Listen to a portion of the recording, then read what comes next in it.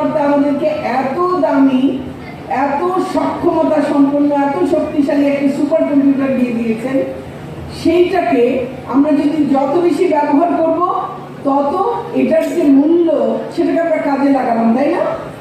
তাহলে এই কম্পিউটারটাকে কাজে লাগাতে হলে আমাদের কি করতে হবে? কাজ করতে হবে, নতুন নতুন প্রযুক্তি শিখতে হবে, প্রযুক্তি উদ্ভাবন করতে হবে, এবং সেটা তোমাদের দিয়েই সম্ভব।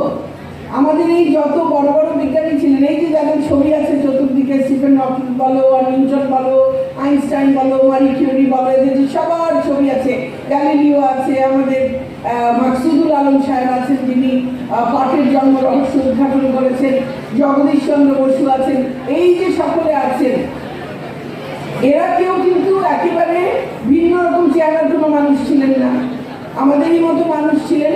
তারা তাদের ঔৎসুক্য দিয়ে, তাদের অনুসন্ধিৎসাকে কাজে লাগিয়ে, তারা এই সুপার কম্পিউটারটাকে কাজে লাগিয়ে এই বড় বড় বিজ্ঞানী হয়েছেন, বড় বড় আবিষ্কার করেছেন।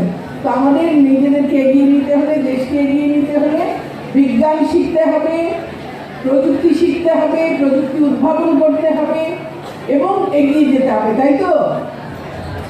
একটা শুধু ভেবে দেখো, কৃষিতে আমরা দারুণ ভালো করেছি, সেটা কিন্তু এমনি এমনি না, গবেষণার ফলে করেছি। যখন আমরা ছোট ছিলাম, এখানে যারা আছেন তাদের অনেকেই তখন হয়তো অনেক ছোট ছিলেন বা হয়তো তখনও জন্মাননি। স্বাধীনতার পর আমাদের দেশে মানুষ ছিল 7.5 কোটি। আমরা সেই 7.5 কোটি মানুষের যে খাবারের প্রয়োজন ছিল তার মাত্র 60 ভাগ। যত মানুষ ছিল তাদের খাদ্যের চাহিদার মাত্র 60 ভাগ আমাদের জমিতে আমরা উৎপাদন করতে পারতাম। তখন 7.5 কোটি মানুষ ছিল, মানে আমাদের জমিটা অনেক বেশি ছিল, কৃষিকাজ করার জন্য জমি অনেক বেশি ছিল। এখন দ্বিগুণেরও বেশি মানুষ, প্রায় 18 কোটির মানুষ, 17 কোটি মানুষ। সেই 17 কোটি মানুষ, তার মানে অনেক বেশি জায়গা নিয়ে আমরা এখন থাকি, কাজে কৃষিকাজের জায়গা অনেক কমে গেছে।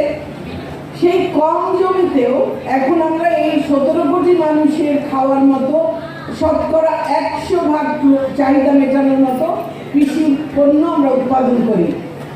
এটা কি করে সম্ভব হলো? অর্থাৎ আমাদের যে উৎপাদন সেটাকে কত গুণ আমরা বাড়িয়ে ফেলেছি। এটা কি করে সম্ভব হয়েছে? গবেষণার কারণে।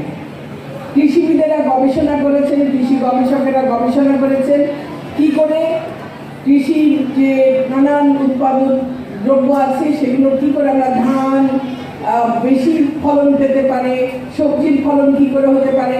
আগে ছিল না শীতকালের সবজি বলতাম আমরা, সেই শীতকালের সবজি এখন সারা বছর পাওয়া যায়, ফলন কত বেশি হয়। তাহলে গবেষণার মূল্য কত?